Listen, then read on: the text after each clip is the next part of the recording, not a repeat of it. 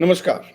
आज बात करेंगे कि कैसे प्रधानमंत्री नरेंद्र मोदी को इस बार लोकसभा चुनावों में राहुल गांधी बड़ी चुनौती देंगे। पहली बार होगा 2014 के बाद, जब राहुल गांधी पहली बार देश की लोकसभा में लीडर ऑफ ओपोजिशन बनेंगे। हालांकि राहुल गांधी की तरफ से या कांग्रेस पार्टी की तरफ से कांग्रेस पार्टी के प्रेसिडेंट मल्लिकार्जुन खड़गे भी इस पद पर आ सकते हैं, लेकिन संभावना ऐसी है कि राहुल गांधी ही लीडर ऑफ ओपोजिशन बनेंगे। 2014 में जब नरेंद्र मोदी पहली बार चुनाव जीते तो Rahul Gandhi leader of opposition नहीं बन सके। 2019 में Rahul Gandhi leader of opposition नहीं बन सके। देश की संसद में नरेंद्र मोदी के सामने कोई भी लीडर ऑफ ओपोजिशन नहीं था।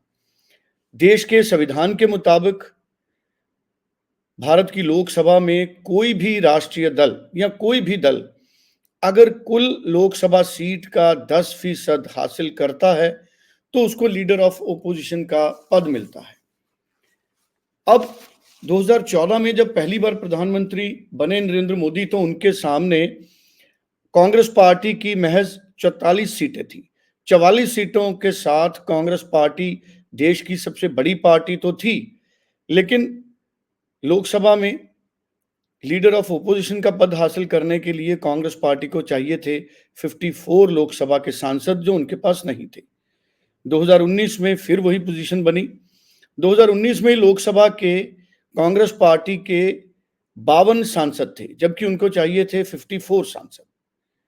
एक बार फिर लोकसभा में नरेंद्र मोदी के सामने कोई भी विपक्ष का नेता नहीं था। तो हम कह सकते हैं कि 10 साल तक नरेंद्र मोदी बिना विपक्षी नेता के अपनी सरकार चलाते रहे, और ये तमाम कारण रहे कि नरेंद्र मोदी की सरकार ने कई बड़े बड़े फैसलों में विपक्षी पार्टियों को शामिल नहीं किया, क्योंकि लीडर ऑफ ओपोजिशन भी नहीं था। लीडर ऑफ ओपोजिशन की अहमियत क्या है? राहुल गांधी नरेंद्र मोदी के लिए चुनौती कैसे बनेंगे इस बार पार्लियामेंट में? भले ही राहुल गांधी और कांग्रेस 100 से 1 सीट कम हासिल कर सके हैं, लेकिन फिर भी नरेंद्र मोदी की इस बार जो गठबंधन की सरकार है, जो एनडीए की सरकार है, जो मिली जुली सरकार है एनडीए गठबंधन की, उसको चुनौती कैसे देंगे राहुल गांधी? यह समझने की जरूरत है। नरेंद्र मोदी के लिए इस बार राह आसान नहीं होगी।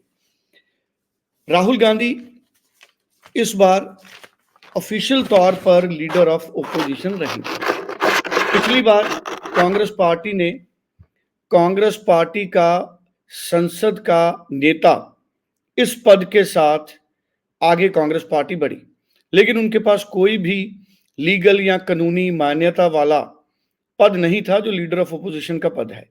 तो राहुल गांधी इस बार लीडर ऑफ ओपोजिशन बनेंगे, ये तय है लगभग। कांग्रेस पार्टी राहुल गांधी को बनाएगी। अब प्रधानमंत्री के सामने चुनौती क्या आएगी?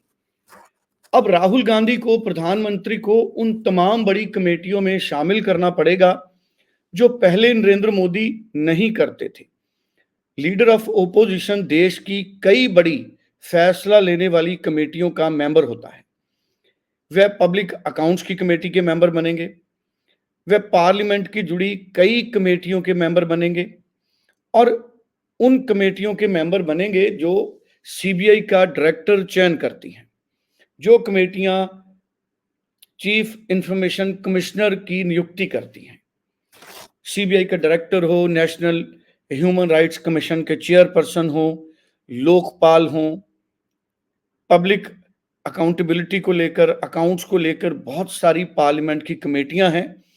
उन सब के सदस्य बन जाएंगे राहुल गांधी, और राहुल गांधी विपक्षी नेता के तौर पर नरेंद्र मोदी को सीधे सवालों में लेंगे। पहले जब राहुल गांधी सवाल उठाते थे तो कई बार नरेंद्र मोदी कह देते थे कि विपक्ष का नेता ही नहीं है, हमारे सामने कोई विपक्ष नहीं है। हालांकि दूसरी विपक्षी पार्टियां भी वहां रहती हैं, लेकिन नरेंद्र मोदी की सरकार ने किसी को भी विपक्षी नेता का पद नहीं दिया, ना 2014 में, ना 2019 में। हालांकि अगर लोकसभा के स्पीकर और सरकार चाहती तो वह 10% कम सांसद होने के बावजूद, 10% से कम सांसद सदस्य होने के बावजूद भी किसी पार्टी को लोकसभा में विपक्षी नेता का पद दे सकते थे, लेकिन उन्होंने नहीं दिया। तो इस बार राहुल गांधी बड़ी तीव्रता से बड़े मुद्दों पर नरेंद्र मोदी को सवालों में लाएंगे और मुझे लगता है कि जो बड़े मुद्दे राहुल गांधी उठाएंगे, सबसे पहले तो राहुल गांधी इस मुद्दे को उठाएंगे और उन्होंने उठाना भी शुरू किया कि नरेंद्र मोदी ने जो बयान दिया था चुनावों के तुरंत बाद कि जैसे ही 4 जून को नतीजे आएंगे देश का शेयर बाजार बड़ा उछाल हासिल करेगा, ऐसा नहीं हुआ। जब 4 जून को नतीजे आए तो भारतीय जनता पार्टी को कोई बहुमत नहीं मिला और नरेंद्र मोदी ने अपने अलग अलग इंटरव्यूज में दावा किया कि 4 जून को देश का शेयर बाजार बड़ा उछाल लेगा, जिसके चलते बड़ी संख्या में देश के निवेशकों ने शेयर बाजार में पैसा लगाया। लेकिन भारतीय जनता पार्टी को बहुमत नहीं मिला, एक तरह से हार मिली।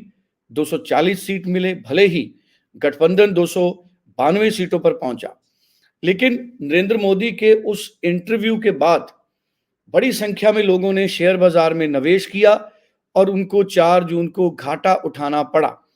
अब राहुल गांधी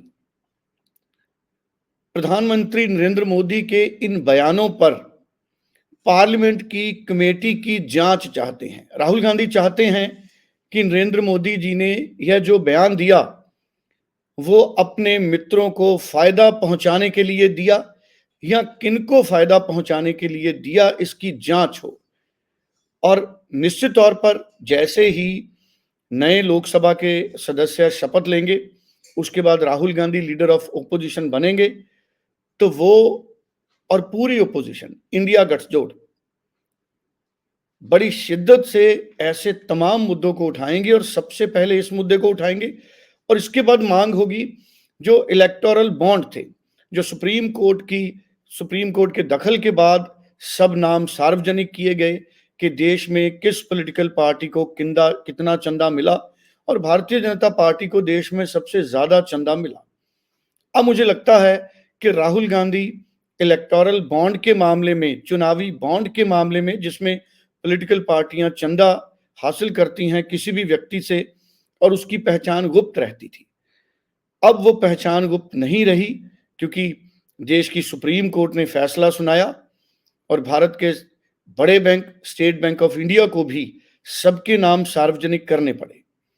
अब राहुल गांधी इस मामले पर भी पार्लियामेंट की संसदीय कमेटी से जांच मांगेंगे।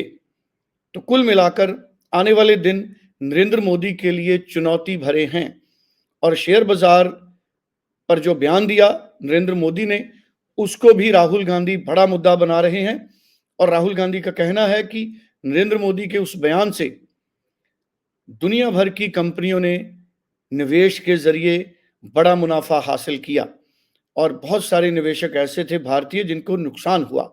अब क्या इस पर पार्लियामेंट की संयुक्त कमेटी बनेगी या नहीं बनेगी, लेकिन राहुल गांधी जोर शोर से इस मुद्दे को उठाएंगे और उन्होंने प्रेस कॉन्फ्रेंस करके यह बात देश के लोगों को बताई है, जिससे एक बड़ा तबका ऐसा है जिसने शेयर बाजार में निवेश किया था, उसके मन में भी कई तरह के प्रश्न खड़े हुए हैं।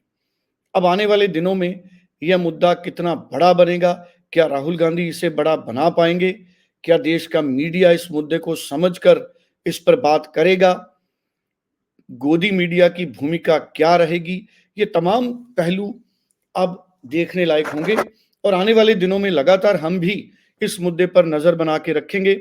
आप इस चैनल को जरूर सब्सक्राइब करें और जरूर आपका कोई कमेंट हो, कोई सुझाव हो तो जरूर आप हमारे साथ शेयर कर सकते हैं। हर रोज किसी न किसी नए करंट टॉपिक पर हम अपनी बात आपके साथ रखेंगे। शुक्रिया।